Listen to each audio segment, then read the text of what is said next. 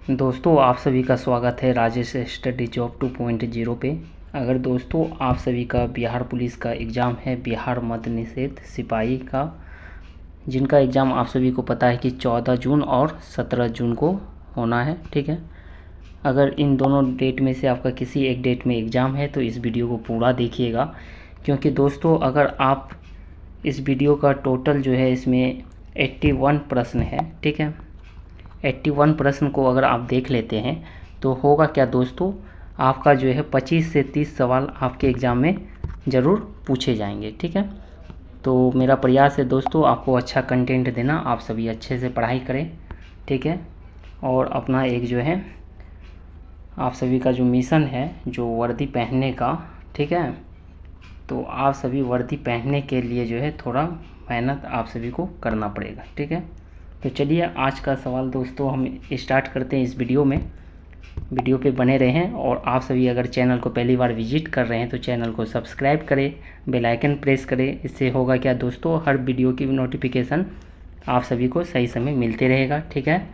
और साथ में दोस्तों आप सभी कमेंट्स कीजिएगा कि आप सभी जो है कितना जो है सही आंसर लगाए हैं, ठीक है। तो चलिए आज का सेशन का ये जो पहला सवाल है, ठीक है, पहला सवाल है दोस्तों आपका ये, बेकिंग सोडा है तो सोडियम क्या होता है। तो दोस्तों बेकिंग सोडा जो होता है ये आपका होता है सोडियम बाइकार्बोनेट होता है, ठीक है। तो ऑप्शन 4 में आप देखते होंगे कि यहाँ बाइकार्बोनेट दिया गया है, ठीक है। तो ये आपका हो जाएगा सोडियम बाइकार्बोनेट, ठीक है, सोडियम बाइकार्बोनेट होगा, ठीक है। अगर इसका दोस्तों आप सभी से सूत्र पूछ लिया जाए तो इसका सूत्र होता है NaHCO3 होता है, ठीक है, ये भी याद रखिएगा। तो चलिए दोस्तों आगे का प्रश्न देखते हैं। 2 नंबर का प्रश्न है दोस्तों हमारा, 2011 की जनगणना के अनुसार भारत में साक्षरता दर लगभग है। ये जो है दोस्तों आपका 2011 की जनगणना के अनुसार अगर पूछा जाए आपके एग्ज़ाम में तो आप सभी याद रखिएगा 74.04% है, ठीक है। तो इस पास में आप देखेंगे कि इतना जो है आपका ऑप्शन में नहीं दिया गया है, ठीक है। तो आपका जो है 73% दिया गया है, ठीक है, 73%। तो आप इसे सही कर सकते हैं, ठीक है। लेकिन जो राइट आपका होगा 74.04% होगा, ठीक है, 74.04% आपका सही होगा। 2011 के जनगणना के अनुसार भारत में साक्षरता दर लगभग कितनी है, तो 74.04%, ये आपको याद रखना है, ठीक है। चलिए तो नेक्स्ट सवाल देखते हैं। नेक्स्ट सवाल दोस्तों देखेंगे 3 नंबर का सवाल है, आधुनिक लोकतंत्र को कहाँ जाना जाता है। तो ये दोस्तों जाना जाता है आपका प्रतिनिधित्व लोकतंत्र में, ठीक है। Option 3 is the right answer होगा आपका। नेक्स्ट सवाल को देखेंगे। नेक्स्ट जो सवाल है दोस्तों आपका, अमेरिका की खोज किसने की। तो ये आपका किसने किया था दोस्तों, तो कोलंबस ने किया था, ठीक है। ऑप्शन 2 में जो दिया गया option 2 is the right answer आप सभी का होगा। चलिए नेक्स्ट सवाल को देखते हैं। नेक्स्ट जो सवाल है दोस्तों आप सभी का, ये देखिएगा नेक्स्ट सवाल आप सभी, निम्नलिखित में से कौन सा जो है त्रिभुजों की सर्वाक्ष समता का एक जो है प्रतिबंध नहीं है। तो ये आपका ऑप्शन 3 में जो दिया गया है त्रिभुज और त्रिभुजों की कोण, ये ऑप्शन 3 में जो दिया गया है ये आपका बिल्कुल सही है। चलिए नेक्स्ट सवाल को देखते हैं। नेक्स्ट दोस्तों सवाल है, 1950 के पहले हिंद चीन में कौन से देश शामिल होते थे। तो ये आपका होता था दोस्तों, इसमें वियतनाम हो जाएगा, कंबोडिया हो जाएगा और लाओस हो जाएगा, ठीक है। ऑप्शन 1 आपका जो है सही आंसर होगा, ठीक है। चलिए नेक्स्ट सवाल को देखेंगे। और ये दोस्तों हम जितना भी आपको क्वेश्चन करा रहे हैं दोस्तों ये प्रीवियस ईयर का क्वेश्चन है, ठीक है, बिहार पुलिस मद्य निषेध का। तो आप सभी पूरा ये देख लीजिएगा। इसमें कुल जो है 81 प्रश्न है और आप सभी कितना सही लगाते हैं वो कमेंट्स बॉक्स में ज़रूर लिखिएगा। और चैनल को पहली बार विजिट किए हैं तो चैनल को करना क्या है, सब्सक्राइब करके बेल आइकन प्रेस कर लेना है, जिससे हर वीडियो की नोटिफिकेशन सही समय में आप सभी को मिल सके, ठीक है। तो चलिए दोस्तों नेक्स्ट सवाल है आपका कि चुंबक तत्व पर आधारित चिकित्सीय तकनीकी है क्या होता है, तो ये MRI होता है। ठीक है, अगर इसका फुल फॉर्म आपसे पूछा जाए तो हो जाता है मैग्नेटिक रिजोनेंस इमेजिंग होता है। ठीक है, चलिए नेक्स्ट सवाल को देखते हैं। नेक्स्ट सवाल है दोस्तों, राजनीतिक दल आवश्यक हैं, तो आपका जो इसमें सही आंसर हो जाएगा दोस्तों लोकतंत्र में। ठीक है, तो राजनीतिक दल जो है लोकतंत्र में आवश्यक होता है। ऑप्शन 2 में जो दिया गया है आपका बिल्कुल सही आंसर होगा। ठीक है, चलिए नेक्स्ट सवाल देखिए, निम्नलिखित में से कौन सा एक जो है प्राकृतिक पारितंत्र नहीं है, तो ये आपका दोस्तों हो जाएगा बगीचा हो जाएगा। ठीक है, ऑप्शन 4 में जो दिया गया है ये बिल्कुल सही है। ठीक है, तो नेक्स्ट सवाल को देखिए, 10 नंबर का सवाल है हमारा, विद्युत बल्ब का जो तंतु बना होता है वो किन चीज़ों से बना होता है, तो ये आपका होता है टंगस्टन का। ठीक है, ये याद रखिएगा, ऑप्शन 2 आपका बिल्कुल सही है। ठीक है, चलिए अब नेक्स्ट सवाल आप देखिएगा दोस्तों, 11 नंबर का है। ठीक है, एक खिलौने पर जो है 12% छूट देने पर इसको जो है 308 रुपये में बेचा जाता है, तो खिलौने का अंकित मूल्य पूछा गया है।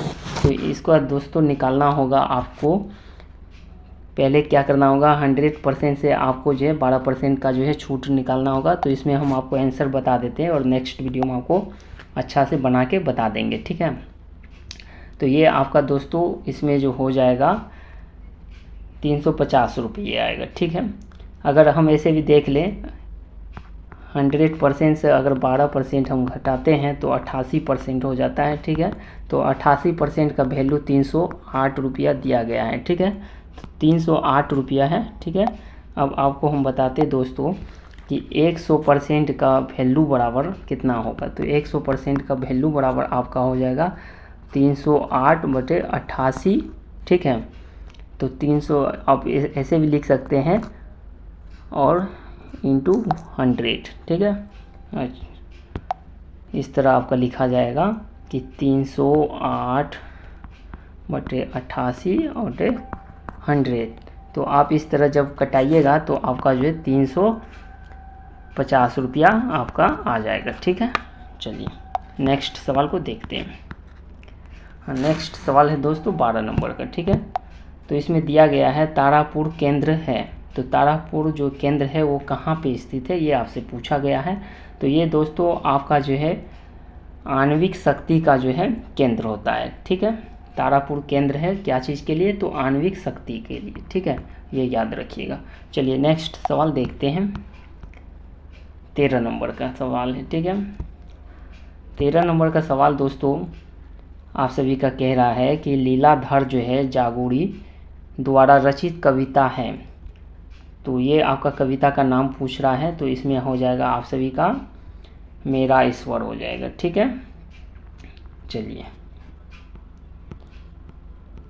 और ये भी आपको दोस्तों इसमें हम बता दें, तारापुर केंद्र है ये तो आणविक शक्ति का केंद्र है। ठीक है, लेकिन ये कहाँ पे स्थित है, तो ये आपको याद रखना है कहाँ पे है, महाराष्ट्र में है।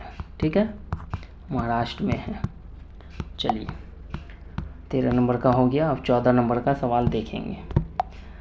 14 नंबर का सवाल है दोस्तों, किसी त्रिभुज में यदि एक कोण शेष दोनों कोणों के योग के बराबर है तो त्रिभुज अवश्य है क्या कहलाएगा, ये आपसे पूछ रहा है सवाल। ठीक है, ये दोस्तों आपका कहलाएगा समकोण त्रिभुज कहलाएगा। ठीक है, आपको ये याद रखना है कि किसी त्रिभुज में यदि एक कोण शेष दोनों कोणों के योग के बराबर है तो त्रिभुज जो है वो कहलाएगा समकोण त्रिभुज। ठीक है, चलिए नेक्स्ट सवाल को देखते हैं। 15 नंबर का सवाल है। 15 नंबर का सवाल आपका कह रहा है दोस्तों, भारतीय सशस्त्र बलों के पहले चीफ ऑफ डिफेंस स्टाफ यानी कि दोस्तों जिसे हम CDS कहते हैं वो कौन थे, ये कह रहा है आपका सवाल। तो 15 नंबर का आपका हो जाएगा जनरल MN नवीन। ठीक नहीं, जनरल विपिन रावत होगा दोस्तों। ठीक है, ऑप्शन 2 में जो दिया गया है जनरल विपिन रावत, ये आपका हो जाएगा भारतीय सशस्त्र बलों के जो पहले चीफ ऑफ डिफेंस स्टाफ के CDS थे। ठीक है, जनरल विपिन रावत। ठीक है, नेक्स्ट सवाल को देखेंगे 16 नंबर का। फणीश्वर नाथ रेणु द्वारा रचित कहानी क्या है, ये आपसे पूछा गया है। तो ये हो जाएगा दोस्तों आपका लाल पान की बेगम हो जाएगा। ठीक है, फणीश्वर नाथ रेणु के द्वारा जो रचित कहानी है वो लाल पान की बेगम है। ठीक है, नेक्स्ट सवाल को देखेंगे। चलिए नेक्स्ट जो सवाल है दोस्तों आपका 17 नंबर का, संयुक्त राष्ट्र संघ का जो मुख्यालय यानी कि सचिवालय जो है कहाँ अवस्थित है, ये पूछा गया है। तो ये दोस्तों आपका कहाँ है, आप सभी को पता होगा, न्यूयॉर्क में है। ठीक है, चलिए नेक्स्ट सवाल को देखते हैं। दोस्तों अगर चैनल को अभी तक आप सभी सब्सक्राइब नहीं किए हैं तो सब्सक्राइब करके बेल आइकन प्रेस कीजिए दोस्तों। ठीक है, चलिए नेक्स्ट सवाल देखिएगा 18 नंबर का है, हीमोग्लोबिन वर्णक पाया जाता है। तो ये कहाँ पे पाया जाता है हीमोग्लोबिन, तो आप सभी को पता ही होगा कि हीमोग्लोबिन वर्णक पाया जाता है WBC में। ठीक है, WBC में पाया जाता है। नेक्स्ट सवाल को देखते हैं।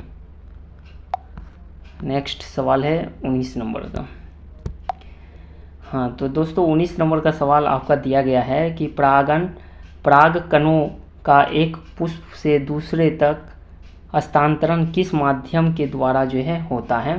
तो ये आपका होता है वायु के द्वारा भी होता है, जल के द्वारा भी होता है और कीट के भी द्वारा होता है, यानी कि उपरोक्त में से सभी आपका इसमें सही है, हो जाएगा आंसर। ठीक है, चलिए नेक्स्ट सवाल को देखते हैं। 20 नंबर का सवाल है, एक विद्युत जो है जनित्र बदलता है तो क्या बदलता है। तो दोस्तों आप सभी को पता होगा कि यांत्रिक ऊर्जा को विद्युत ऊर्जा में बदलता है। ठीक है,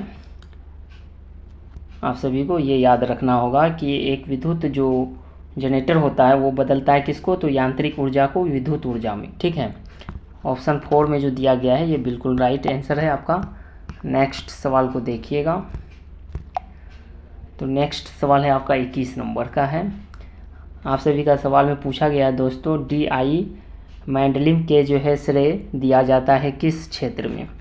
तो ये आप सभी को पता होगा, ये दिया जाता था तत्वों की आवर्त सारणी के लिए दिया गया था। ठीक है, चलिए नेक्स्ट सवाल को देखते हैं। नेक्स्ट सवाल है दोस्तों, वर्तमान में जो है बिहार विधान परिषद के अध्यक्ष कौन है।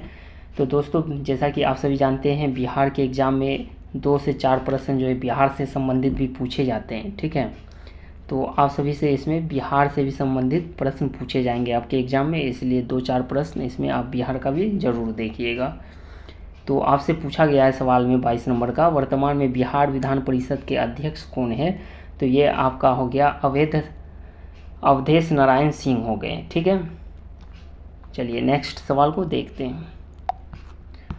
नेक्स्ट सवाल आपका दोस्तों 23 नंबर का होगा। ठीक है, 23 नंबर का सवाल दोस्तों आपका कह रहा है कि आनुवांशिकी का जो है जनक किन्हें कहा जाता है।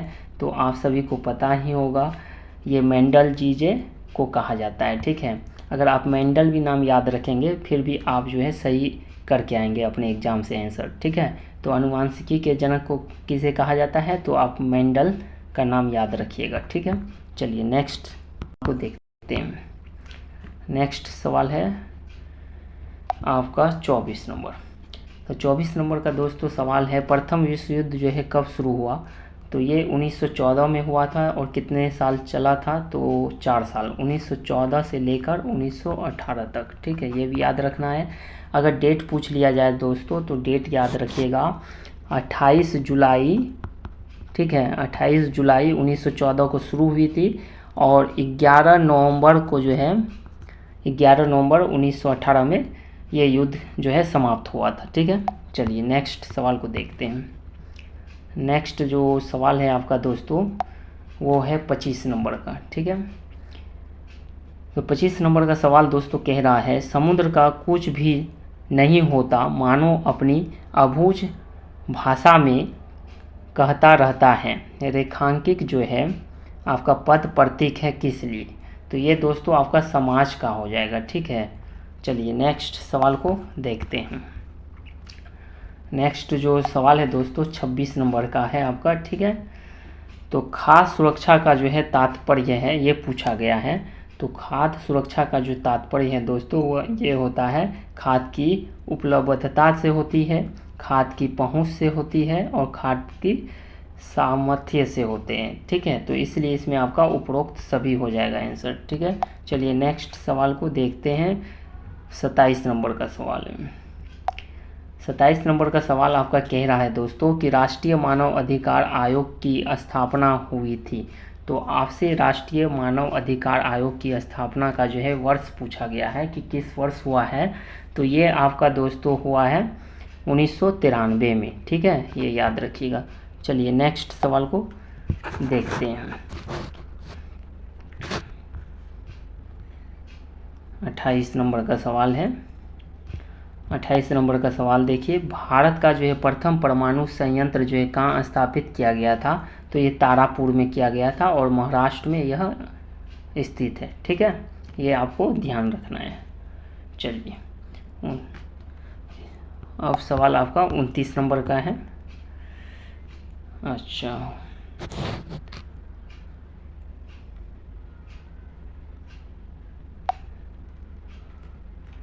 29 नंबर का दोस्तों आपका कह रहा है सवाल कि बेला डीला श्रेणी किस जिले में अवस्थित है।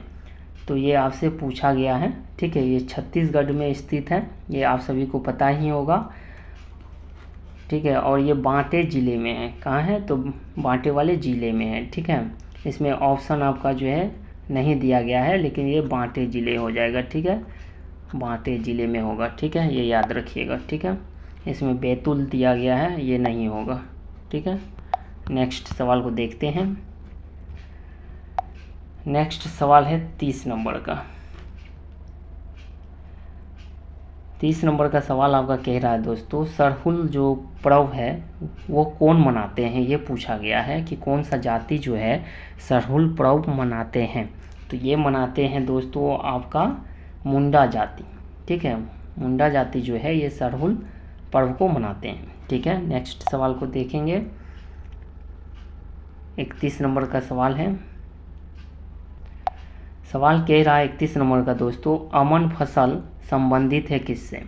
ठीक है, तो अमन फसल जो दोस्तों ये संबंधित है, ये धान से है। किससे है, तो धान से है, ये याद रखिएगा। चलिए नेक्स्ट सवाल को देखते हैं। 32 नंबर का सवाल है। सवाल कह रहा है दोस्तों, स्वयं सहायता समूह में ऋण संबंधी अधिकांश निर्णय लिए जाते हैं।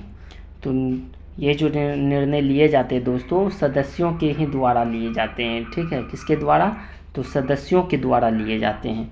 चलिए अब दोस्तों नेक्स्ट सवाल देखते हैं। 33 नंबर का सवाल को देखेंगे। किस विकल्प में सही विलोम युग है। ठीक है, तो सही आपको जो है विलोम शब्द जो है चुनना है इसमें। ठीक है, तो 33 नंबर में आपका जो दिया गया है ये गौरव और लाघव, ये आपका सही विलोम युग्म है। ठीक है, चलिए नेक्स्ट सवाल को देखते हैं। नेक्स्ट सवाल कह रहा है दोस्तों आपका, पृथ्वी की कुल सतह जो पानी से ढका हुआ है वो कितना परसेंट है। तो 75% जो भाग है पृथ्वी का जो कि पानी से ढका हुआ है। ठीक है, ये आप याद रखिएगा। चलिए नेक्स्ट सवाल को देखते हैं। नेक्स्ट सवाल है दोस्तों 35 नंबर का, एक कहानी यह भी रचना है, ये किनका है, ये नाम पूछा जा रहा है। तो इसमें आपका दोस्तों हो जाएगा मन्नू भंडारी का हो जाएगा। ठीक है, तो मन्नू भंडारी का ये कहानी है कि एक कहानी यह भी जो है रचना है किसका, तो मन्नू भंडारी का। ठीक है, चलिए नेक्स्ट सवाल को देखिएगा। नेक्स्ट सवाल 36 नंबर का है, कौन जो है भौतिक पूंजी का उदाहरण नहीं है, ये आपसे पूछा गया है। तो भौतिक पूंजी का जो है दोस्तों उदाहरण जो है शिक्षा व प्रशिक्षण नहीं है। क्या नहीं है, तो शिक्षा व प्रशिक्षण जो है भौतिक पूंजी का उदाहरण नहीं है। नेक्स्ट सवाल को देखेंगे। तो नेक्स्ट सवाल है दोस्तों हमारा 37 नंबर का, असमतापी जंतु जिनका हृदय जो है द्विकक्षीय होता है उनका नाम क्या होता है। तो यह होता है दोस्तों सेलामेंडर होता है। क्या होता है, सेलामेंडर में जो है असमतापीय जंतु जिनका हृदय जो है द्विकक्षीय होता है वो सेलामेंडर है। ठीक है, चलिए नेक्स्ट सवाल को देखते हैं। नेक्स्ट सवाल है दोस्तों 38 नंबर का। 38 नंबर का सवाल है, क्रिया बल एवं प्रतिक्रिया बल हमेशा लगते हैं। तो तो ये लगते हैं दोस्तों आपका अलग अलग जो है वस्तुओं पर और विपरीत दिशाओं में लगते हैं। ठीक है, क्रिया बल और प्रतिक्रिया बल आपको याद रखना है कि अलग अलग वस्तुओं और विपरीत दिशाओं में लगते हैं। ठीक है, चलिए नेक्स्ट सवाल को देखते हैं। 39 नंबर का सवाल है। 39 नंबर का सवाल है दोस्तों, निम्न में से किस क्षेत्र में मौसमी बेरोजगारी की समस्या होती है? तो आप सभी को ये पता होगा कि कृषि के क्षेत्र में ही मौसमी बेरोजगारी होती है। ठीक है, चलिए नेक्स्ट सवाल को देखते हैं। ये 40 नंबर का सवाल है। निम्नलिखित में से किसका जो बीज जो है प्रोटीन एवं वसा यानी कि तेल का प्रचुर जो है स्रोत है? ये आपसे पूछा गया है, तो ये आपका हो जाएगा सोयाबीन का हो जाएगा। ठीक है, चलिए नेक्स्ट सवाल को देखते हैं। नेक्स्ट दोस्तों सवाल है आपका 41 नंबर का सवाल आपका कह रहा है कि राष्ट्रपति को महाभियोग की जो है प्रक्रिया से कौन जो है अवदस्त कर सकता है यानी कि हटा सकता है? ठीक है, राष्ट्रपति को महाभियोग की जो है प्रक्रिया से कौन जो है उसके पद से हटा सकते हैं? तो संसद। ठीक है, चलिए नेक्स्ट सवाल को देखते हैं। नेक्स्ट जो सवाल है दोस्तों हमारा 42 नंबर का है। तो 42 नंबर का सवाल कह रहा है मतदाता सूची को आमतौर पर कहा जाता है। तो मतदाता सूची को आमतौर पर जो दोस्तों क्या कहा जाता है? तो यह कहा जाता है वोटर्स लिस्ट कहते हैं। ठीक है, मतदाता सूची। ठीक है, चलिए नेक्स्ट सवाल को देखते हैं। ये 43 नंबर का सवाल है। 43 नंबर का सवाल कह रहा है दोस्तों, राज्यसभा का सभापति अपना जो है त्याग पत्र जो है संबोधित जो करता है वो किसको करता है? तो ये जो करता है दोस्तों राष्ट्रपति को करता है। किसको करता है? राज्यसभा का जो है सभापति अपना त्याग पत्र राष्ट्रपति को सौंपते हैं। ठीक है, चलिए नेक्स्ट सवाल को देखते हैं। नेक्स्ट दोस्तों सवाल है आपका 44 नंबर का है। ठीक है, तो 44 नंबर का सवाल कह रहा है दोस्तों, निम्न में से कौन दक्षिण अफ्रीका के रंग भेद आंदोलन से संबंधित है? ये पूछा गया है कि दक्षिण अफ्रीका में जो है कौन थे जो रंग भेद आंदोलन से संबंधित थे? तो आपका ये था दोस्तों, इसमें आपका हो जाएगा नेल्सन मंडेला हो जाएगा। ठीक है, कौन हो जाएगा? नेल्सन मंडेला हो जाएगा। ठीक है, दक्षिण अफ्रीका में रंग भेद आंदोलन से संबंधित कौन थे? तो नेल्सन मंडेला थे। ठीक है, इतना याद रखना है। चलिए नेक्स्ट सवाल को देखते हैं। नेक्स्ट दोस्तों सवाल है आपका, एक पासे को जो है फेंकने पर अभाज्य संख्या प्राप्त होने की जो है प्रायिकता है कितना हो सकता है मैक्सिमम? तो इनका जो है हो जाएगा आपका 1/2 हो जाएगा। ठीक है, चलिए नेक्स्ट सवाल को देखते हैं। नेक्स्ट सवाल है 46 नंबर का। 46 नंबर का सवाल कह रहा है दोस्तों, पंडित बिरजू महाराज का संबंध किस नृत्य से है? तो ये कथक नृत्य से है। किससे है? तो दोस्तों आपको इतना याद रखना होगा कि पंडित बिरजू महाराज का जो संबंध है वो किस नृत्य से है? तो ये कथक नृत्य से है। ठीक है, ये याद रखना है दोस्तों। चलिए नेक्स्ट सवाल को देखते हैं।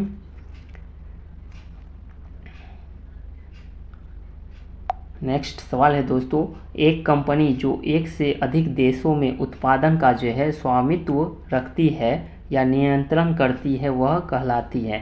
तो यह क्या कहलाती है? बहुराष्ट्रीय कंपनी कहलाती है। ठीक है, बहुराष्ट्रीय कंपनी MNC कहलाता है। ठीक है, चलिए नेक्स्ट सवाल को हम देखेंगे। नेक्स्ट दोस्तों सवाल है मेरा 48 नंबर का है। तो सवाल कह रहा है 48 नंबर का, कौन से समूह के सभी शब्द जो है कमल के पर्यायवाची हैं? तो ये आपका हो जाएगा, इसमें आपका सरोज हो जाएगा, पंकज हो जाएगा और अरविंद हो जाएगा। ठीक है, ऑप्शन 3 में जो दिया गया ये बिल्कुल राइट आंसर है। ठीक है, चलिए नेक्स्ट सवाल को दोस्तों देखते हैं। नेक्स्ट जो सवाल है दोस्तों 49 नंबर का, ये है दाल का जो है बहुवचन शब्द है। तो दाल का बहुवचन शब्द होता है दालें हो जाएगा। ठीक है, चलिए ऑप्शन 4 आपका बिल्कुल राइट है। चलिए नेक्स्ट सवाल को दोस्तों देखते हैं। नेक्स्ट जो सवाल है हमारा 50 नंबर का है, देशों के बीच विकास की तुलना करने हेतु उपयोग मापक है, क्या होता है यह? तो ये होता है आपका प्रति व्यक्ति आय होता है। क्या होता है कि देश के बीच जो विकास की तुलना जो करते हैं हम सभी, उसका जो है मापक जो कहलाता है वो प्रति व्यक्ति आय कहलाता है। ठीक है, ऑप्शन 1 आपका बिल्कुल राइट आंसर है। नेक्स्ट सवाल को दोस्तों देखेंगे। 51 नंबर का सवाल हमारा कह रहा है हड़प्पा के किस स्थल में जलाशय के प्रमाण मिले हैं। तो ये दोस्तों आपका मिला है कहाँ, धोलावीरा में मिला है। ठीक है, हड़प्पा के किस स्थल में जलाशय के जो है प्रमाण मिले हैं, तो ये धोलावीरा में मिला है। और धोलावीरा जो है कहाँ स्थित है, तो ये गुजरात में पड़ता है। ठीक है, ये भी आपको नाम याद रखना होगा। ठीक है, चलिए नेक्स्ट सवाल दोस्तों हमारा है 52 नंबर का। ठीक है, 52 नंबर का सवाल कह रहा है आरबीआई के वर्तमान गवर्नर कौन हैं। तो अभी दोस्तों आप सभी को पता होगा कि ये संजय मल्होत्रा जी हैं। कौन है, संजय मल्होत्रा। ठीक है, इसमें आपका जो ऑप्शन में नहीं दिया गया है, लेकिन आप सभी याद रख लीजिएगा कि संजय मल्होत्रा है, मल्होत्रा। ठीक है, नेक्स्ट सवाल को देखते हैं। 53 नंबर का है। 53 नंबर का सवाल दोस्तों हमारा कह रहा है निम्नलिखित में से कौन सी नदी मुहाना यानी कि एस्टूरी बनाती है। तो ये नदी है दोस्तों आपका नर्मदा और ताप्ती हो जाएगा। ठीक है, नर्मदा आपका 4 ऑप्शन में जो दिया ये बिल्कुल सही है, नर्मदा और ताप्ती, ये भी याद रखिएगा, ताप्ती नदी। ठीक है, चलिए नेक्स्ट सवाल को देखते हैं। 54 नंबर का। 54 नंबर का दोस्तों आपका सवाल है भारत में संप्रभु कौन है। तो दोस्तों भारत के संप्रभु जो होता है वो भारत के लोग होते हैं। कौन होते हैं, तो भारत के लोग होते हैं। चलिए नेक्स्ट सवाल को देखेंगे। नेक्स्ट सवाल 55 नंबर का है कि बिहार दिवस कब मनाया जाता है। तो बिहार दिवस आप सभी को पता है कि 22 मार्च को मनाया जाता है। ठीक है, चलिए नेक्स्ट सवाल को देखेंगे। नेक्स्ट जो दोस्तों आप सभी का सवाल है वो है 56 नंबर से शुरू हो रही है। ठीक है, तो सवाल हमारा 56 नंबर का जो कह रहा है दोस्तों निम्न में से उपार्जित लक्षण है। तो उपार्जित जो लक्षण है वो शरीर का रंग होता है। क्या होता है, तो शरीर का रंग, जिसे हम त्वचा का रंग कह सकते हैं। ठीक है, चलिए नेक्स्ट सवाल को देखते हैं। 57 नंबर का सवाल है दोस्तों तृतीय क्षेत्र में सम्मिलित गतिविधि नहीं है। यानी कि दोस्तों सवाल का कहने का मतलब है क्या तृतीय क्षेत्र में सम्मिलित जो गतिविधि है वो क्या नहीं है। तो आपको ऑप्शन व्यापार दिया गया, यातायात, संदेश वाहन दिया गया है और पशुपालन। तो इसमें आप देखेंगे व्यापार है, बिल्कुल सही बात है, यातायात भी है तृतीय क्षेत्र का और संदेश वाहन भी है, लेकिन पशुपालन नहीं है। तो इसमें आपका जो राइट आंसर हो जाएगा ऑप्शन 4 नंबर का होगा, पशुपालन। ठीक है, चलिए नेक्स्ट सवाल को देखेंगे। नेक्स्ट सवाल है दोस्तों 58 नंबर का। 58 नंबर का सवाल दोस्तों आपका कह रहा है कि 100 साल पहले किस देश में जो है नाजी पार्टी का स्थापित हुई थी। यानी 100 साल पहले जो है किस देश में नाजी पार्टी स्थापित जो है हुई थी, ये आपका हुआ था जर्मनी में। कौन सा देश में हुआ था दोस्तों, तो जर्मनी में, ये याद रखिएगा। बहुत इंपॉर्टेंट सब सवाल दोस्तों आपके बीच लेके आए हैं। चलिए 59 नंबर का सवाल दोस्तों आपका कह रहा है भारत में सर्वाधिक क्षेत्र में फैले हुए वन हैं। तो ये आप सभी को पता होगा, उष्णकटिबंधीय सदाबहार वन फैले हुए हैं जो कि भारत में सर्वाधिक मात्रा में फैले हुए हैं। ठीक है, ऑप्शन 2 नंबर का आपका बिल्कुल राइट है। नेक्स्ट सवाल को देखिए दोस्तों, आपका 60 नंबर का सवाल। इसमें दोस्तों आपका कह रहा है सवाल कि सही उत्तर का चयन कीजिए। संत कबीर का जो प्रारंभिक जीवन कहाँ बीता था। ये आपसे पूछा जा रहा है कि संत कबीर जो थे उनका जो है प्रारंभिक जीवन कहाँ बीते थे, ये आपसे पूछा जा रहा है। ठीक है, तो ये आपका वाराणसी में, कहाँ, वाराणसी में संत कबीर का जो है प्रारंभिक जीवन बीता था। चलिए नेक्स्ट सवाल को देखते हैं। नेक्स्ट सवाल अब आपका 61 नंबर से आएगा। ठीक है, 61 नंबर का जो सवाल है दोस्तों ये कह रहा है आपका सवाल कि सुंदरी वृक्ष डॉट दिया गया है, खाली स्थान को भरना है कि सुंदरी वृक्ष में पाए जाते हैं। तो सुंदरी वृक्ष में जो है दोस्तों क्या पाया जाता है, मैंग्रोव वन पाए जाते हैं। तो सुंदरी वृक्ष में मैंग्रोव वन पाए जाते हैं, मैंग्रोव वन में पाए जाते हैं, ये आपको याद रखना होगा। ठीक है, चलिए नेक्स्ट सवाल को देखते हैं। नेक्स्ट जो सवाल है 62 नंबर का, बादल या कोहरा किस जो है कोलाइड निकाय का जो है उदाहरण है। ठीक है, तो ये आपका हो जाएगा दोस्तों द्रव गैस और परिक्षिप्त का होगा। ठीक है, तो आपका 3 नंबर में दिया गया है द्रव गैस और परिक्षिप्त, ये आपका बिल्कुल राइट आंसर होगा। चलिए अब 63 नंबर का सवाल है आपका दोस्तों। ठीक है, 63 नंबर के सवाल को हम सभी देखेंगे। आपका सवाल कह रहा है दोस्तों इसमें, संज्ञा शब्द जहर में इला प्रत्यय जोड़ने में कौन सा विशेषण जो है बनेगा। ठीक है, कहने का मतलब है सवाल में कि संज्ञा का वह शब्द जोड़ना है जो जहर में इला प्रत्यय जोड़ने से कौन सा शब्द विशेषण बनेगा, ये आपसे पूछ रहा है। ठीक है, तो यह आपका हो जाएगा इला। जहर में अगर आप दोस्तों इला जोड़ते हैं तो आपका जहरीला होगा। ठीक है, तो आपका जहरीला जो दिया गया है यह ऑप्शन 2 में ये बिल्कुल सही है। ठीक है, चलिए 64 नंबर का अब सवाल हम सभी देखेंगे। 64 नंबर का जो सवाल है दोस्तों, भारत में बजट निर्माण का कार्य किया जाता है, तो ये किया जाता है आप सभी जानते होंगे वित्त मंत्रालय द्वारा किया जाता है बजट का काम। ठीक है, चलिए नेक्स्ट सवाल को देखते हैं। 65 नंबर का सवाल है। 65 नंबर का हमारा सवाल जो है दोस्तों आपसे कह रहा है कि अक्षय जो है नवीनीकरण के बारे में पूछा गया है कि अक्षय जो है अक्षय जो नवीनीकरण ऊर्जा के स्रोत का उदाहरण होता है। तो नवीनीकरण ऊर्जा के स्रोत का जो उदाहरण होता है वो होता है आपका क्या होता है, ये पूछा गया है। ठीक है, तो इसमें आपको बताना है आपका सूर्य होगा, क्योंकि यह दोस्तों यह समाप्त नहीं होगी और लंबे समय तक चलने वाला है। ठीक है, कोयला जो है आपका नवीनीकरण में नहीं होगा, पेट्रोलियम भी नहीं होगा और प्राकृतिक गैस भी नहीं होगा। ठीक है, नवीनीकरणीय ऊर्जा के स्रोत का उदाहरण मतलब कि लंबे समय तक जो चलने वाला है वो सूर्य का प्रकाश। ठीक है, चलिए नेक्स्ट सवाल को देखते हैं। 66 नंबर का सवाल है, निम्न में से कौन जो है संविधान निर्मात्री सभा का सदस्य नहीं है। ये आपसे पूछा गया है कि संविधान के निर्मात्री सभा का सदस्य नहीं है, तो ये आपका दोस्तों हो जाएगा मोहम्मद अली जिन्ना हो जाएगा। ठीक है, ऑप्शन 1 में जो दिया गया ये बिल्कुल राइट आंसर है। चलिए नेक्स्ट सवाल को देखते हैं। नेक्स्ट सवाल हमारा है 67 नंबर का। ठीक है, तो 67 नंबर का सवाल दोस्तों हमारा कह रहा है कि एक जो है पारितंत्र में सभी हरे पौधे एवं नीला हरित शैवाल जिनमें प्रकाश संश्लेषण की क्षमता होती है वह क्या कहलाता है। तो यह उत्पाद वर्ग जो है दोस्तों कहलाता है, उत्पादक वर्ग कहलाता है। ठीक है, ऑप्शन 1 में जो दिया गया ये बिल्कुल सही है। चलिए अब दोस्तों नेक्स्ट सवाल को देखते हैं। 68 नंबर का सवाल है हमारा। सवाल कह रहा है दोस्तों, जापान एक विकसित और धनवान देश बना है, ये आपसे पूछा जा रहा है। तो ये जो हो जाएगा आपका दोस्तों मानव संसाधनों में निवेश द्वारा। ठीक है, ये आपका बिल्कुल सही आंसर होगा। ठीक है, 1 नंबर का जो ऑप्शन में दिया गया है मानव संसाधनों में निवेश के द्वारा जो है जापान एक विकसित और धनवान देश बना है। ठीक है, चलिए नेक्स्ट सवाल को देखते हैं।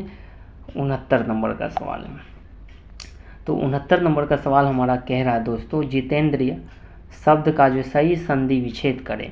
तो आपका ये हो जाएगा दोस्तों जीत धन इंद्रिय हो जाएगा। ठीक है, ऑप्शन 1 में जो आपका दिया गया ये बिल्कुल राइट आंसर हो जाएगा। ठीक है, चलिए नेक्स्ट सवाल देखते हैं 70 नंबर का। तो 70 नंबर का दोस्तों हमारा सवाल है कि मृदा अपरदन को रोका जा सकता है। तो दोस्तों मृदा अपरदन को रोका जा सकता है वो वन रोपण के द्वारा ही रोका जा सकता है। ठीक है, ऑप्शन 1 में जो आपका दिया गया है ये बिल्कुल राइट आंसर है, वन रोपण। चलिए नेक्स्ट सवाल है 71 नंबर का। तो 71 नंबर का दोस्तों हमारा सवाल कह रहा है कि भारत में निहाल सरीन का जो है संबंध निम्नलिखित में से किस खेल से है। तो निहाल सरीन जो खिलाड़ी है उसका संबंध किस खेल से है ये पूछा जा रहा है आप सभी से। तो आपका जो ये हो जाएगा शतरंज का खिलाड़ी है। किस चीज़ के लिए है निहाल सरीन, तो शतरंज खिलाड़ी है। ठीक है, चलिए नेक्स्ट सवाल को देखते हैं। तो आप सभी को खिलाड़ी का भी नाम और साथ में किस खेल से संबंधित है ये सभी भी याद रखना होगा, क्योंकि एग्ज़ाम में आपसे या तो नाम पूछा जा सकता है या तो खिलाड़ी का जो है वो किस खेल से संबंधित है ये भी पूछा जा सकता है। ठीक है, ये सभी पे आपको ध्यान देना होगा। चलिए नेक्स्ट सवाल 72 नंबर का है दोस्तों। 72 नंबर का सवाल हमारा है, सवाल कह रहा है 72 नंबर का, इस्पात तथा लोहे को जंग से सुरक्षित रखने के लिए उन पर यथार्लेपन की जो है प्रक्रिया में एक जो है पतली परत निम्न है वो क्या कहलाता है? तो ये दोस्तों आपका जो है कहलाता है जस्ता कहलाता है। क्या कहलाता है? जस्ता कहलाता है। ठीक है, यथार्लेपन की जो प्रक्रिया है वह आपका जस्ता कहलाता है। ठीक है, ये याद रखना है। चलिए नेक्स्ट सवाल है आपका 73 नंबर का। तो 73 नंबर का जो सवाल हमारा है, उत्तर दक्षिण जो है गलियारा जोड़ता है, किसको जोड़ता है? तो उत्तर दक्षिण गलियारा दोस्तों जोड़ता है श्रीनगर को कन्याकुमारी से।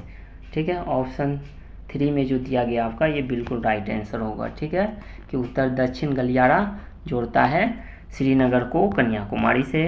नेक्स्ट सवाल अब हम देखेंगे दोस्तों 74 नंबर का। तो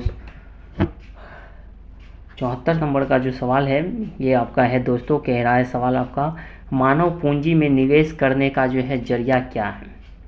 ये आपसे पूछा जा रहा है। ठीक है, तो 74 नंबर का आपका हो जाएगा शिक्षा व प्रशिक्षण दोनों में। ठीक है, मानव पूंजी में निवेश करने का जो जरिया है वो शिक्षा व प्रशिक्षण दोनों से हो जाएगा। ठीक है, ऑप्शन 3 का आपका जो बिल्कुल राइट आंसर होगा। ठीक है, अब नेक्स्ट सवाल हम देखेंगे 75 नंबर का। ठीक है, सवाल है दोस्तों, बायोगैस का मुख्य घटक है, तो ये आप सभी को पता होगा मीथेन है। ठीक है, और इसका अगर सूत्र पूछ ले तो CH4 होता है। ठीक है, ये भी याद रखिएगा। चलिए नेक्स्ट सवाल को देखते हैं 76 नंबर। 75 के बाद आपका 76 नंबर का सवाल है।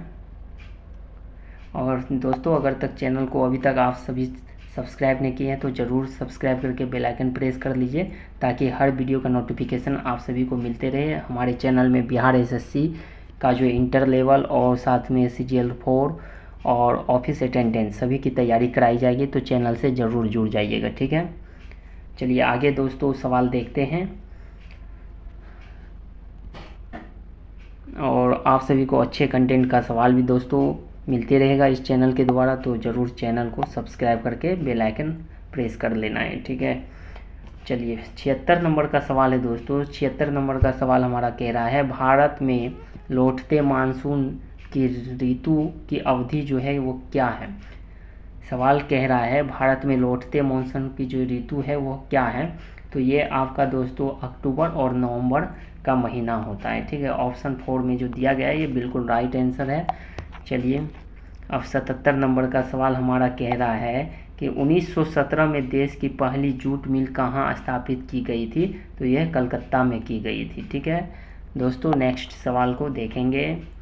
78 नंबर का सवाल है, कर्नाटक में होने वाली ग्रीष्म ऋतु की वर्षा को कहते हैं, तो इसे कहा जाता है आम्र वर्षा। ठीक है, ये याद रखना है कि कर्नाटक में होने वाली ग्रीष्म ऋतु की वर्षा को कहते हैं आम्र वर्षा कहा जाता है। ठीक है, option 1 is the right answer होगा आपका। चलिए नेक्स्ट सवाल को देखते हैं। नेक्स्ट जो सवाल है दोस्तों 79 नंबर का सवाल हमारा कह रहा है, सविनय अवज्ञा आंदोलन कब और किस यात्रा से शुरू हुआ था? आपको जो है साल भी पूछा जा रहा है। ठीक है, और किस यात्रा से शुरू हुई थी ये भी पूछा जा रहा है। तो इसमें दोस्तों आपका ऑप्शन में इसमें नहीं दिया गया है। ठीक है, 1930 में तो हुआ है, साल सही है, लेकिन यह जो है दांडी यात्रा से हुआ है। कौन सा? तो दांडी यात्रा आप सभी याद रखिएगा। ठीक है, चलिए सविनय अवज्ञा आंदोलन 1930 में दांडी यात्रा से शुरू हुई है। नेक्स्ट सवाल को देखिएगा। 80 नंबर का हमारा जो सवाल है वो है, लेनिन का जो उत्तराधिकारी है वह कौन था? ये पूछा जा रहा है कि लेनिन का जो उत्तराधिकारी था उसका क्या नाम था? तो ये आपका था स्टालिन था। कौन था लेनिन का उत्तराधिकारी? स्टालिन था। ठीक है, नेक्स्ट सवाल है इस वीडियो का, अगर दोस्तों अभी तक आप चैनल को सब्सक्राइब नहीं किए हैं ज़रूर सब्सक्राइब करके बेल आइकन प्रेस कर लीजिए, ताकि हर वीडियो की नोटिफिकेशन और जितने भी सारे वैकेंसी आती है उसकी अपडेट आप सभी को सही समय मिलते रहे। चलिए दोस्तों, तो आज का ये लास्ट सवाल है और कमेंट्स बॉक्स में सवाल कितना सॉल्व कर रहे हैं वो सभी भी आप सभी कीजिएगा, ठीक है। चलिए, और साथ में दोस्तों लाइक करते जाइएगा, अपने दोस्तों को शेयर भी इस वीडियो को कीजिएगा ताकि उन सभी को भी जो है लाभ मिल सके। तो 81 नंबर का दोस्तों सवाल है, निम्न में किस श्रेणी में भारत में आता है?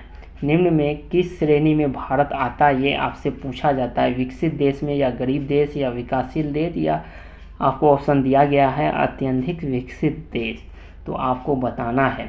तो दोस्तों भारत जो है यह विकसित देश की श्रेणी में आता है। Option 1 is the right answer आपका होगा। तो चलिए दोस्तों, मिलते हैं नेक्स्ट वीडियो में, तब तक के लिए धन्यवाद।